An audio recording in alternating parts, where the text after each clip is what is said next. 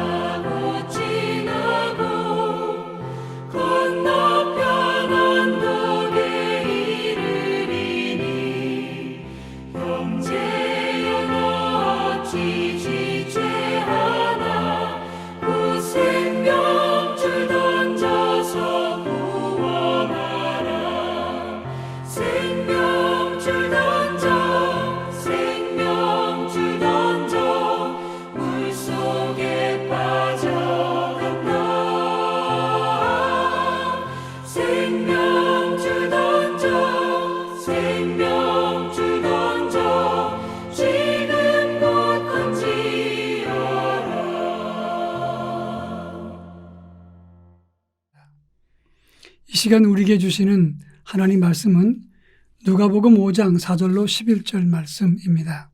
신약성경 누가복음 5장 4절로 11절 말씀을 제가 봉독합니다.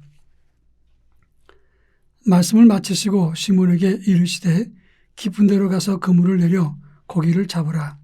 시몬이 대답하여 이르되 선생님, 우리들이 밤이 새도록 수고하였으되 잡은 것이 없지만은 말씀에 의지하여 내가 그물을 내리리다 하고, 그렇게 하니 고기를 잡은 것이 심히 많아 그물이 찢어지는지라.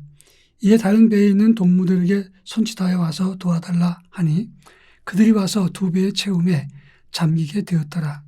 시몬 베드로가 이를 보고 예수의 무릎 아래 엎드려 이르되 주여, 나를 떠나소서, 나는 죄인으로소이다 하니, 이는 자기 및 자기와 함께 있는 모든 사람이 고기 잡힌 것으로 말미암아 놀라고 세베대의 아들로서 시몬의 동업자인 야고보와 요한도 놀랐음이라. 예수께서 시몬에게 이르시되 무서워하지 말라. 이제 후로는 내가 사람을 취하리라 하시니 그들이 베드로를 육지에 대고 모든 것을 버려두고 예수를 따르니라. 아멘. 예수님의 공생의 사역 초기를 살펴보면 두 가지 특징적인 것이 나옵니다. 첫 번째로는 예수님의 사역 초기는 주로 대상자를 높은 데 두지 않고 하류 계급층 사람들을 대상으로 가르치고 그들에게 병을 고쳐주시고 말씀을 나누셨습니다. 주로 어부, 세리, 병자들, 죄인들, 이런 부류들을 상대하셔서 예수님은 그들의 친구가 되셨습니다. 이 세상 사람들은 한 대 때리면 두 대를 갚아줍니다.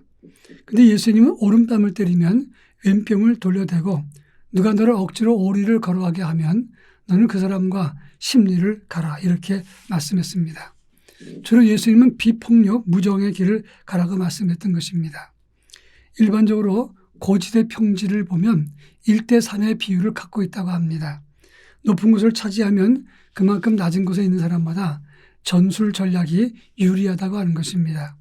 그런 차원에서 권력이 있고 돈이 있고 힘과 지식이 있는 높은 사람에게 전도를 하면 그럼 훨씬 더 복음의 효과가 커집니다.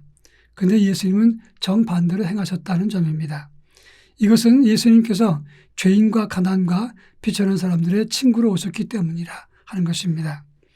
오늘 우리가 읽은 본문의 말씀은 예수님께서 게네사렛 호숫가에서 말씀을 전하시다가 베드로의 배를 타고 무리를 가르쳐 주신 다음에 베드로에게 깊은 데로 그물을 던지라 명하셔서 베드로의 배 가득, 두 배에 가득 물고기를 잡게 하신 기적을 다루고 있다고 하는 것입니다. 이 본문의 의미가 뭔가를 함께 살펴보도록 하겠습니다. 먼저 4절에서 예수님 베드로의 배를 사용하신 후에 그를 깊은 데로 가서 그물을 내려 고기를 잡으라 하셨는데 이것은 두 가지 의미가 있습니다. 첫째로는 베드로의 배를 사용하셨기 때문에 베드로의 배 사용료를 그에게 주고 싶었다 하는 것입니다. 5절에 보면 밤새도록 수고했지만 결국 빈손으로 베드로가 돌아왔습니다. 그런 베드로의 배를 빌렸으니 예수님은 그 베드로의 어려움을 결코 외면하지 않고 그에게 도움을 주고자 해서 베드로의 배를 사용하셨던 것입니다. 그런가 하면 베드로에게 깊은 곳에 가서 그물을 내리라 하심으로써 베드로가 예수님의 말씀에 순종하는 것을 보고자 했다고 하는 것입니다. 근데 예수님의 모습을 보면 예수님은 어부가 아닙니다. 전문가도 아닌데 전문가도 아닌 예수님께서 베드로에게 깊은 데로 가서 그물을 내리라 했을 때 베드로가 무엇을 어떻게 대답을 했습니까?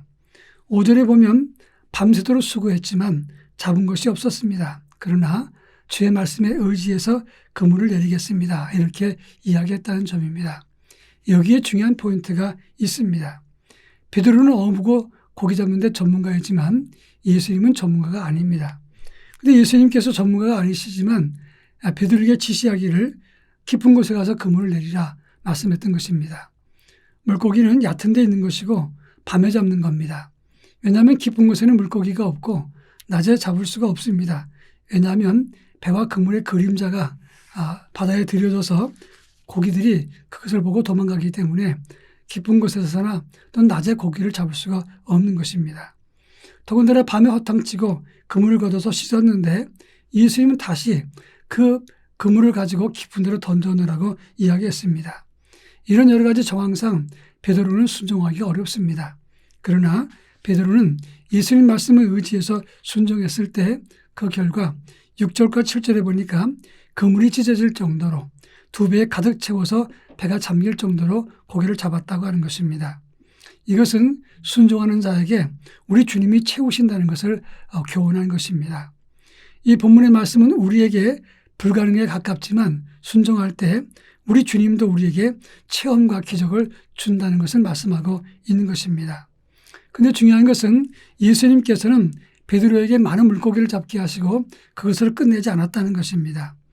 베드로는 물고기가 많이 잡힌 것을 보고 놀랐습니다. 그리고 두려운 마음에 주여 나를 떠나소서 나는 죄인입니다. 이렇게 말했습니다. 그럴 때 10절에 보니까 무서워하지 말라. 이제 후로는 내가 너를 사람을 취하게 하리라 그랬습니다. 사람을 취한다는 말은 조그레오라고 하는 단어인데 죽이지 않고 생포한다는 뜻이 있습니다. 그러니까 예수님께서 이제 후로는 내가 너를 물고기 잡는 사람으로 쓸 것이 아니라 생명을 살리는 자가 되게 할 것이다. 이렇게 말씀하신 것입니다. 예수님이 베드로를 만났던 목적은 일순간 베드로에게 잘 살게 해주고 수입을 좋게 하려고 했던 것은 아닙니다. 예수님은 베드로를 생명 살리는 어부가 되게 하시고 그리고 예수님은 하나님의 백성으로 예수님의 제자가 되게 하시려고 베드로를 만났다고 하는 것입니다. 우리도 주님은 우리 눈앞에 복된 것을 주시기 위해서 우리를 만나지 않습니다. 오히려 우리에게 영생의 어부가 되게 하시기 위해서 복음의 제자가 되게 하기 위해서 우리를 부르셨다고 하는 것입니다. 주님의 음성을 듣고 우리도 제자의 참된 순종의 길을 걸어가는 하나님의 자녀가 되어야 될 것입니다. 다 같이 기도하겠습니다.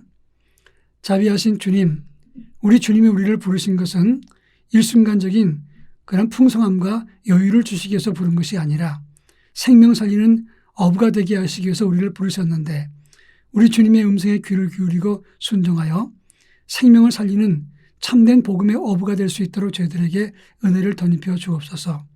예수님의 이름으로 기도합니다. 아멘.